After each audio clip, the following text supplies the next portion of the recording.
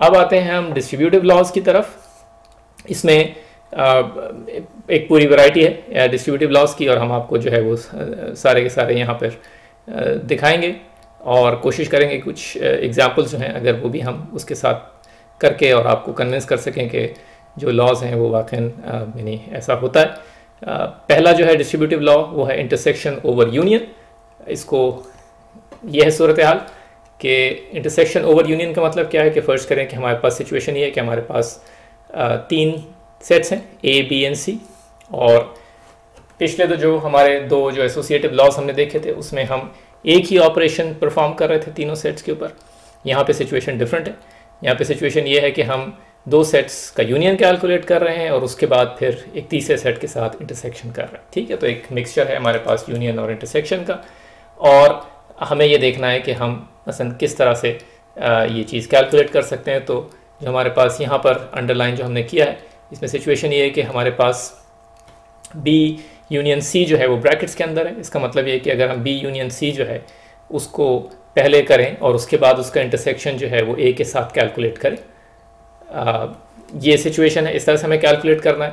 Distributive law हमसे ये कहता है कि अगर हम जो है A यूनियन B, यानी हम पहले A यूनियन B से के साथ और उसके बाद उसका A इंटरसेक्शन, क्योंकि इंटरसेक्शन है ये, A इंटरसेक्शन B के साथ पहले कर लें और फिर उसके बाद यूनियन A इंटरसेक्शन C, तो ये बिल्कुल उसके बराबर होगा कि जो हमारे पास इस इक्वेशन के लेफ्ट हैंड साइड के ऊपर लिखा हुआ है।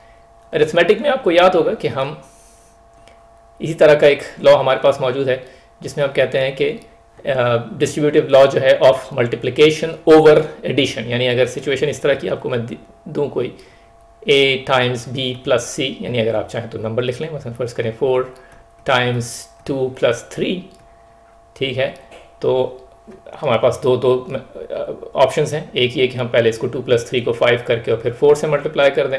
उस सिचुएशन में हमारे पास जो है जो रिज़ल्ट है वो क्या आएगा, वो हमारे पास 20 आ गया। ठीक है, दूसरा ऑप्शन ये है कि जिसे हम कहते हैं कि ब्रैकेट्स को ओपन करना, वो क्या होता है कि हम 4 को मल्टीप्लाई कर दें 2 से, ठीक है, प्लस 4 को मल्टीप्लाई कर दें फिर दूसरा जो हमारे पास इस ब्रैकेट के अंदर जो टर्म है जो 3 है, और हमें मालूम है कि ये दोनों सेम होने चाहिए। देख लेते हैं कि ये सेम है या नहीं।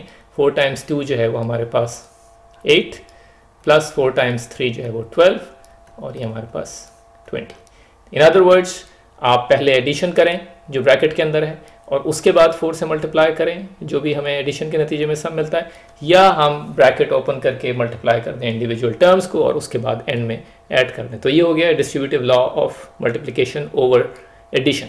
याद रखिए कि हमारा जो है अरिथमेटिक के अंदर ये लॉ,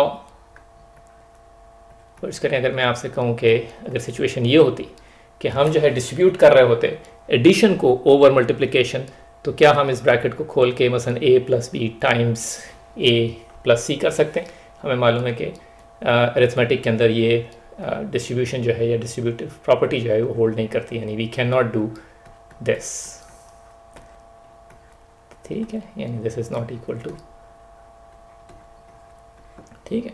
बहरहाल तो ये सिर्फ आपको यानी एक चीज़ याद दिलाने के लिए कि ये डिस्ट्रीब्यूटिव प्रॉपर्टी जो है वो कोई नई चीज़ नहीं है, हम इसको पहले अरिथमेटिक में देख चुके हैं। ठीक है, अच्छा, तो हम जो है इंटरसेक्शन ओवर यूनियन के जो डिस्ट्रीब्यूटिविटी है वो हमने देखा। लेफ्ट डिस्ट्रीब्यूटिविटी क्यों कह रहे हैं इसको, क्योंकि हमारा जो A है वो लेफ्ट से आके और एक एक टर्म को हमने जैसे ब्रैकेट के अंदर थी उसके साथ उसको हमने अप्लाई करते चले गए उस सेट ऑपरेशन के साथ कि जो A का यहाँ पर हमारे पास मौजूद है। ठीक है, तो लेफ्ट पे A है इसलिए लेफ्ट डिस्ट्रीब्यूटिविटी हो गई। इस तरह का एक लॉ जो है वो राइट डिस्ट्रीब्यूटिविटी का भी एग्जिस्ट करता है। इन अदर वर्ड्स अगर हमारा B यूनियन C इस तरफ होता और A जो है उसके साथ इंटरसेक्शन होता तो हम A को C और A को B के साथ इस तरफ से भी इंटरसेक्शन कैलकुलेट करके और फिर यूनियन जो है, यानी हम A का B के साथ हमने पहले इंटरसेक्शन कैलकुलेट किया, A का C के साथ हमने इंटरसेक्शन किया और उसके बाद हमने दोनों को यूनियन कर दिया। ठीक है, तो डिस्ट्रीब्यूट कर दिया हमने यूनियन को ओवर इंटरसेक्शन को ओवर यूनियन। ठीक है, इसी तरह का लॉ जो है वो यूनियन का भी ओवर इंटरसेक्शन एग्जिस्ट करता है। इन अदर वर्ड्स कि अगर हमारे पास सिचुएशन ये हो कि B इंटरसेक्शन C जो है वो ब्रैकेट में है और A जो है वो हम यूनियन कर रहे हैं इस जो भी सेट आ रहा है इस ब्रैकेट के अंदर, इसको आप चाहें तो इस तरह से कर लें कि पहले बी इंटरसेक्शन सी कैलकुलेट करें और फिर उसको यूनियन करें, या हम डिस्ट्रीब्यूट कर दें ए को, यानी हम ए यूनियन बी और ए यूनियन सी अलग अलग कैलकुलेट कर लें और फिर उनका इंटरसेक्शन जो यहाँ पर है वो कैलकुलेट कर लें, तो ये दोनों सेट जो हैं वो इक्वल होंगे। अगेन इसमें भी हमारे पास लेफ़्ट डिस्ट्रीब्यूटिविटी और राइट डिस्ट्रीब्यूटिविटी, इन अदर वर्ड्स आप ए को चाहे राइट से लाएं या लेफ़्ट से लाएं यूनियन, यानी उसका जो है डिस्ट्रीब्यूट करें, उससे कोई फ़र्क नहीं पड़ता, ठीक है।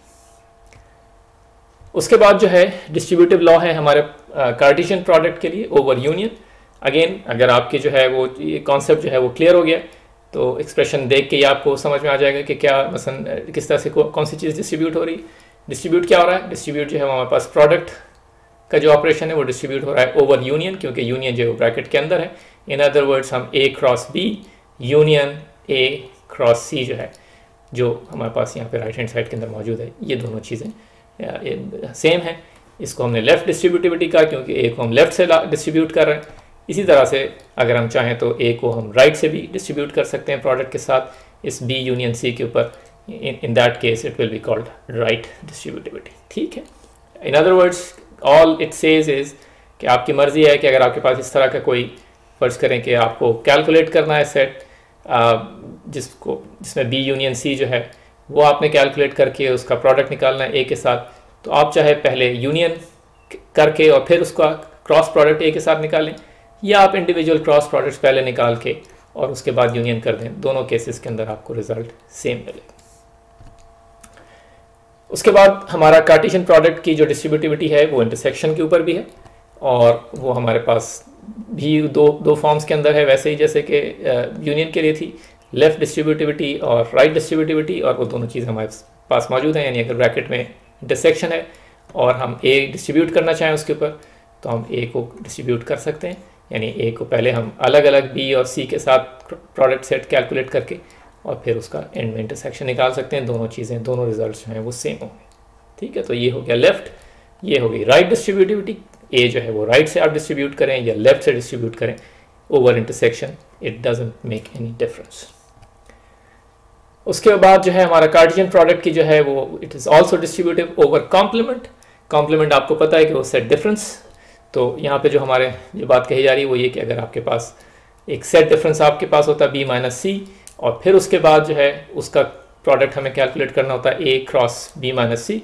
आप चाहें पहले सेट डिफरेंस कैलकुलेट कर लें और फिर क्रॉस प्रोडक्ट कैलकुलेट करें, या आप ए को डिस्ट्रीब्यूट कर दें, यानी ए को डिस्ट्रीब्यूट करें बी के साथ और फिर ए को डिस्ट्रीब्यूट करके सी के साथ प्रोडक्ट कैलकुलेट करें और फिर एंड में जो है वो उनका सेट डिफरेंस कैलकुलेट कर लें। दोनों ऑप्शंस जो हैं वो वैलिड हैं। दोनों केसेस के अंदर जो रिज़ल्ट आपका आएगा वो सेम ही होगा, ठीक है। Again left distributivity, right distributivity, यानी अगर आप जो ये क्रॉस प्रोडक्ट है उसको लेफ़्ट से लाएं या राइट से लाएं, ओवर कॉम्प्लीमेंट या ओवर सेट डिफरेंस, दोनों सिचुएशन के अंदर यानी कोई फ़र्क नहीं पड़ता। यानी दोनों फ़र्क पड़ने से मतलब, यानी मेरा कहने का जो है वो सिर्फ ये, इसमें मेरे ख्याल में मुझे वाज़ह करनी चाहिए कि ये जो दो चीज़ें हैं इक्वेशन की दोनों तरफ वो सेम रहेंगी, ठीक है। यानी इसका ये मतलब मत लीजिएगा कि अगर ए क्रॉस बी माइनस सी जो है वो बराबर हो जाएगा बी माइनस सी क्रॉस है, ये मैंने नहीं कहा। यानी this is not true, this is not true, ठीक है। क्योंकि हमें मालूम है कि in general A cross B जो है may not be equal to B cross A. ये हम जब प्रोडक्ट, आई एम सॉरी, इसको बी क्रॉस ए करते हैं, ठीक है। ये हमें पता है, जब हम कार्टेशियन प्रोडक्ट की डेफिनेशन देख रहे थे तो उस वक्त हमने ये चीज़ डिस्कस की थी। चलिए आगे बढ़ते हैं। बहुत ही इंपॉर्टेंट लॉस हैं जिनको हम डी मॉर्गन्स लॉस कहते हैं। इनका प्रूफ जो है वो आपकी बुक में नहीं है, यानी कहाँ से आए, ये कैसे आए, ये कहीं ये नहीं बताया गया, लेकिन ये कि क्या है वो हम देख लेते हैं। बहुत ही आसान है, याद रखना भी इनको बहुत आसान है। वो ये कि अगर हम एक सेट कैलकुलेट करें ए यूनियन बी की मदद से और फिर उसका कॉम्प्लीमेंट करें, तो ये बराबर होता है इस चीज़ के कि हम उन दो सेट्स का पहले अलग अलग कॉम्प्लीमेंट कैलकुलेट कर लेते और फिर उनका इंटरसेक्शन कैलकुलेट करते। इन अदर वर्ड्स, यानी आप यूँ समझ लें कि जब अगर एक कॉम्प्लीमेंट है ओवरऑल, ओवर जो चीज़ भी ब्रैकेट के अंदर है, और जब हम इसको ब्रैकेट को यानी खोलेंगे तो हमारा जो कॉम्प्लीमेंट है वो इंडिविजुअल सेट्स के ऊपर आ जाएगा, और जो बीच में यूनियन का साइन है वो चेंज हो जाएगा इंटरसेक्शन से, ठीक है। तो इस तरह से शायद आपको याद रखने में आसानी हो। यानी अगर फर्ज करें कि मेरे पास A union C whole complement है और मैं इस जो ब्रैकेट्स हैं इनको रिमूव करना चाहूँ तो ये जो कॉम्प्लीमेंट है वो इंडिविजुअल सेट्स के ऊपर अपीयर हो जाएगा, A कॉम्प्लीमेंट और C कॉम्प्लीमेंट, और जो बीच में जो मेरे पास यूनियन है ये इंटरसेक्शन बन जाएगा। ठीक, ये चीज़ सिर्फ यूनियन के लिए नहीं, इंटरसेक्शन के लिए भी है। ये जो मैंने आपको भी प्रिंसिपल या जो एक मेथड बताया किस तरह से याद रखना है डी मॉर्गन्स को, वो ये है कि हमने जब इस कॉम्प्लीमेंट को जो है अप्लाई किया इंडिविजुअल सेट्स के ऊपर तो इंडिविजुअल सेट्स का कॉम्प्लीमेंट हो जाएगा, और जो मिडल में जो हमारे पास यहाँ पे ऑपरेशन है वो सिर्फ वो चेंज होकर अगर यूनियन है तो इंटरसेक्शन हो जाएगा और इंटरसेक्शन है तो यूनियन हो जाएगा। तो ये हैं दो डी मॉर्गन्स लॉज जो ये कहते हैं कि A union B whole complement is equal to A complement intersection B complement. In other words दो सेट्स का यूनियन का अगर कॉम्प्लीमेंट हम कैलकुलेट करें तो वो बराबर है इसके कि हम इंडिविजुअल कॉम्प्लीमेंट्स कैलकुलेट कर लें उन सेट्स के और इंस्टेड ऑफ यूनियन हम इंटरसेक्शन कर लें। ये लॉ नंबर 1 हो गया। लॉ नंबर 2 ये है कि अगर हमारे पास जो है वो दो सेट्स का इंटरसेक्शन है और फिर उसका कॉम्प्लीमेंट कैलकुलेट करें, ये बराबर है इस चीज़ के कि हम उन सेट्स को इंडिविजुअली कॉम्प्लीमेंट करके और उनका यूनियन कैलकुलेट कर लें। ठीक है, और एग्जाम्पल्स हम बहुत आसानी के साथ इसको प्रूव कर सकते हैं। इसके लिए हमें जो है 3 सेट्स बनाने होंगे क्योंकि कॉम्प्लीमेंट जारी बात है कि आपको पता है कि सेट जो यूनिवर्सल सेट है उसकी मदद से कैलकुलेट किया जाता है। तो चलें एक छोटी सी एग्जाम्पल देख लेते हैं। ये प्रूफ नहीं है, सिर्फ एक कन्विंस करने के लिए अपने आप को एक एग्जाम्पल है कि क्या वाकई ऐसा होता है या नहीं होता। फर्ज करें हमारे पास A जो है वो 1 2, ठीक है, B जो है वो हमारे पास 3 4, कुछ ऐसे ले लेते हैं कि जिसमें कुछ कॉमन एलिमेंट्स हो, तो 2 3 4, और हमारा जो यूनिवर्सल सेट है वो हो गया 1 2 3 4 5। ठीक है, अच्छा अब जो है हम अप्लाई करते हैं अपने, देखते हैं कि ये डी मॉर्गन लॉ जो है वो एग्जिस्ट वो वैलिड है या नहीं है। तो इसके लिए हम पहले A यूनियन B कैलकुलेट कर लेते हैं। A यूनियन B जो है वो हमें मिल गया 1 2 3 4। इसका कॉम्प्लीमेंट जो है A यूनियन B का होल कॉम्प्लीमेंट जो है वो हमें अगर हम कैलकुलेट करना चाहें तो इसको सेट को ये जो सारे एलिमेंट्स हैं ये U में से निकाल दें, जो बाकी बच जाएगा वो सिर्फ 5। ठीक है, तो हमें ये तो पता चल गया कि A union B whole complement जो है वो 5। ये हो गई हमारी ये वाली साइड। अब हम जो है जो राइट पे हमारे है इसको कैलकुलेट करते हैं। उसके लिए हम पहले A प्राइम जो है या A कॉम्प्लीमेंट वो कैलकुलेट कर लेते हैं। A कॉम्प्लीमेंट क्या होगा, हमारा A जो है वो 1 2 है तो 3 4 5 जो है वो A कॉम्प्लीमेंट हो गया। B प्राइम क्या है, B को देखते हैं क्या है, B में 2 3 4 है तो 2 3 4 हैं तो 1 और 5 जो है वो बच गए, ये कॉम्प्लीमेंट के हो गए।